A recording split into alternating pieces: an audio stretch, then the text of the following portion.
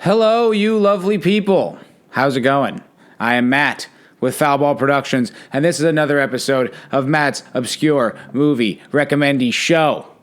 Before we get started, just a little bit of business. If you wouldn't mind, please like the video, comment, subscribe to the channel, all that good stuff. I'm sure you're tired of hearing every single creator ask you that, but it is really important. It really helps us, especially small channels like mine that are trying to grow and expand. Every little contribution helps, and I would be very appreciative if you would be so kind. Business out of the way. Showtime. So this episode, I've changed things up just a little bit. Instead of doing 3 movies concurrently and just kind of giving my opinion, I'm decided to do one in a... Houseflies.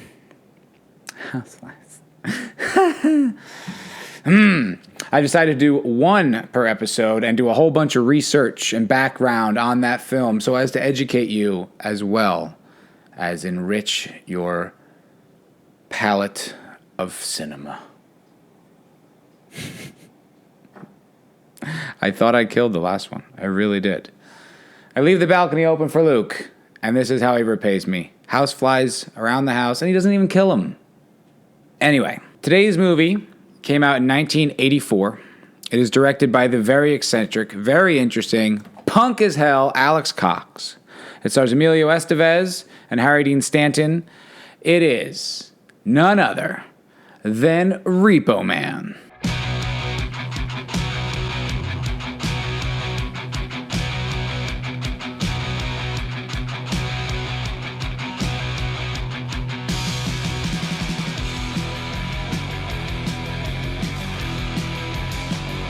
Now, this is a movie that I came across kind of by accident.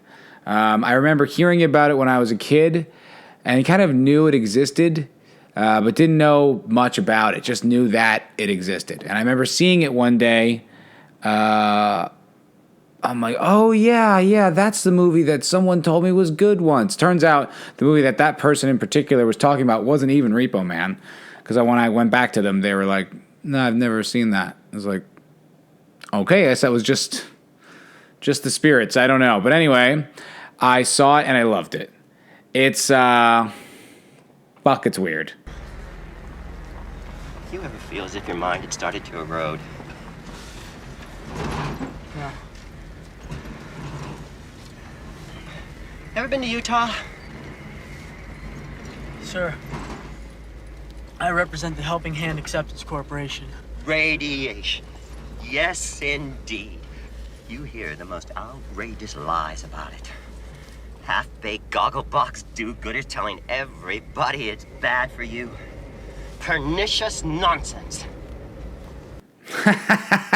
It's a very atypical 1980s, a bit nihilistic, a bit anti-consumerism, a bit self-deprecating, punk rock, sci-fi action comedy. And those are all accurate descriptions. I swear to God, that really nails it. So this movie came out in 1984, as I said. It is the first feature-length script, the first feature film by Alex Cox. He went to, I think he went to UCLA as a film student, and he wanted to kind of do like independent, like small kind of budget punk rocky films. He had this about a $70,000 budget in mind for this movie called Repo Man, this sort of weird, quirky, anti-establishment kind of comedy. Until one of the most unlikely of benefactors got involved in Michael Nesmith of the Monkees. Michael Nesmith of the Monkees came on board as an executive producer and got the budget up to $1 million from $70,000. And what? Pretty wild, right? Pretty wild. Michael Nesmith of the Monkees makes one of the most punk rock movies ever. Crazy. So into production it goes, and all the production history is pretty interesting. There's lots of changes and adjustments from the original script. You can even see some kind of residual of the original script in the final cut, the final version of the film. There's things that like don't quite track, But in a movie like this, where everything is so weird and bizarre anyway, it doesn't really matter. Everything seems to make sense, even if it doesn't. You know, plate of shrimp. A lot of people don't realize what's really going on. They view life as a bunch of unconnected incidents and things. They don't realize that there's this, like, lattice of coincidence that lays on top of everything. I'll give you an example, show you what I mean. Suppose you're thinking about a plate of shrimp. Suddenly somebody will say, like, plate or shrimp or plate of shrimp out of the blue, no explanation. No point in looking for one either. It's all part of a cosmic unconsciousness. Oh yeah, so when the movie first came out, it really didn't do very well. I think because there was an overhaul in management at Universal, where I think it was Universal where they made it. Yeah, Universal. And they just didn't believe in the film, and they just gave it a limited release, and it didn't make any money until apparently the soundtrack just started blowing up, and the movie got a re-release, and went on to make about $4 million on a $1 million budget, which is pretty exceptional, especially if you just see how weird this movie is. What could have done that to? Gasoline? Napalm? It happens sometimes. People just explode. Natural causes. What?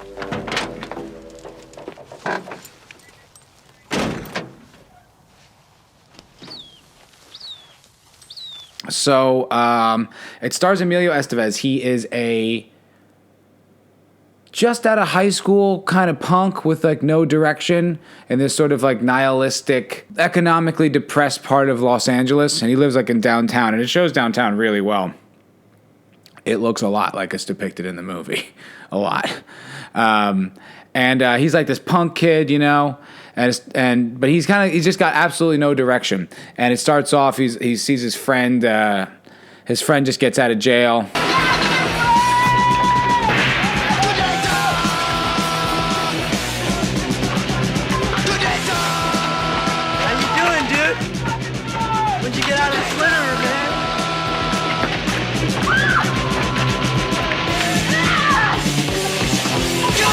And they have like this welcome back party, and Otto's there with his girlfriend, this really sexy black English chick.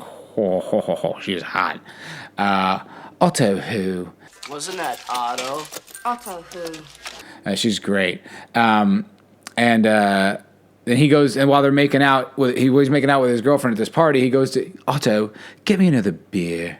And then so he goes and gets her another beer and comes back, and his friend is making out with his girlfriend. So he's like, fuck this. And he takes off and is a little directionless. And then around the same time, he loses his job as a supermarket clerk because, Otto, it's come to my attention that you're not paying attention to the way you space the cans. Many young men in these uncertain times. Otto, are you listening to me? Hey, he's talking to you.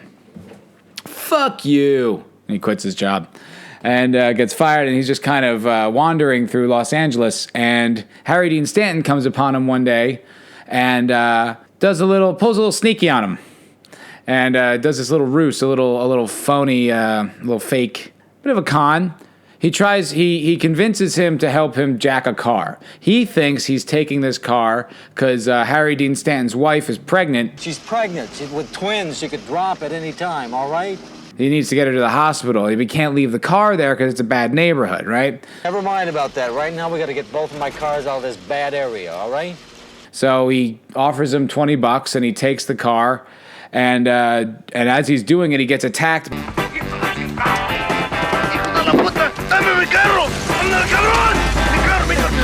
And it turns out when he follows Harry Dean Stanton all the way to where they're going, it's a repo yard, and he just repossessed a car from someone who couldn't pay their debt. You're all Repo Men. What if we are?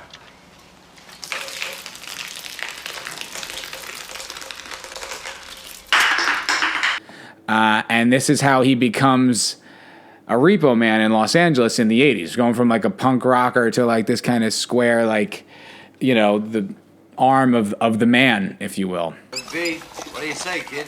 We're always on the lookout for a few good men. Screw that. Ain't gonna be no Repo Man. No way. It's too late. You already are. At the same time, there's this really strange guy coming in from Los Alamos J. Frank Parnell. into Los Angeles with this car that has something in the trunk that just vaporizes people. That's like the first thing you see in the movie.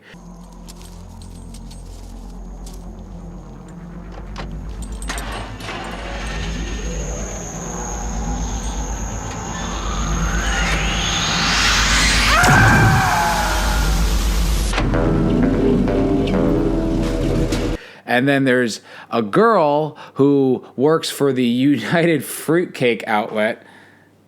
And she thinks there's aliens in the trunk. Then the government wants the thing. And Otto gets involved because they put out a repossession warrant or whatever for it for $20,000 for the Chevy Malibu. So everyone starts scrambling. And all the plot kind of comes around this whole weird Chevy Malibu and all these quirky, weird characters. And it is just one of the most fun movies I can think of.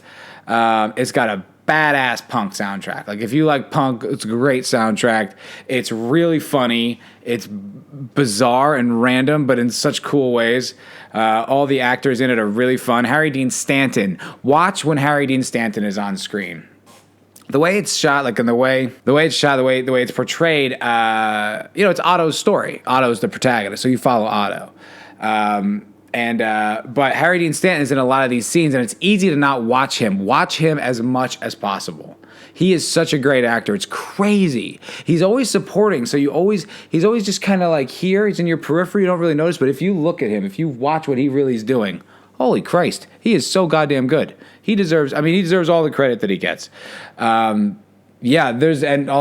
apparently him and Alex Cox did not get along on this film.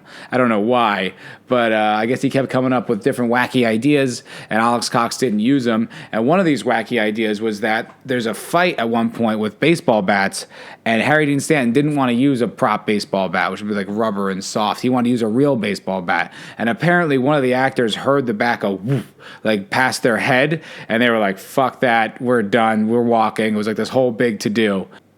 Yeah, so that's Repo Man. It is a hootenanny. I couldn't recommend it more. It's super fun. It's super funny. It's punk. It's weird. It's socially relevant, like it comments on society. But it's enough. I mean, it's from the 80s, so whatever political things were going on are pretty much removed from us now. So it doesn't drag you down in that regard. But also, like, it's I don't know. I find it to be very escapist, and I just love it. It's so weird. Like, I loved it the first time I watched it, and then the second time I watched it, I'm like, I like this, right? Like, I almost couldn't place myself in it, and I'm still not really sure what it's all about. Like, I can tell you what I just told you, how the plot progresses, but I don't know that I get it. I don't know that I completely understand what the point is. But it is a fun movie, and that's kind of all I really need. Like, there's social commentary, but there doesn't seem to be a consistent through line. There doesn't seem to be like one major point. It's just a blast of a movie. It's a really unique film. It's very Alex Cox. The fact that it is punk and nihilistic and anti-establishment, anti-consumerism, anti-Reagan, pro-revolutionary, all this stuff. But it's a pisser.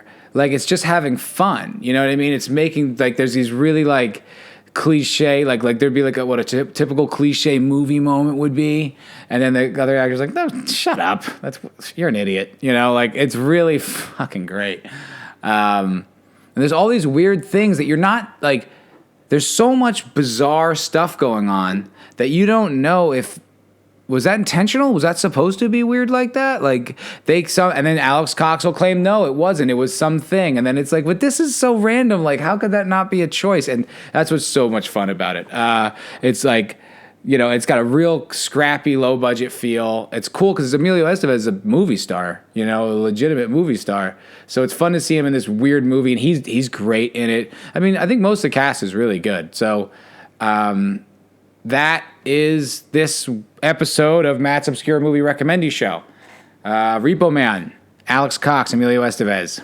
Check it out. Thank you for watching. Very much appreciative. Please like and subscribe, comment, share the video, tell your friends, tell the president, tell everyone. Yeah, guys. Okay, well, thank you so much. Have a great day. Yuck.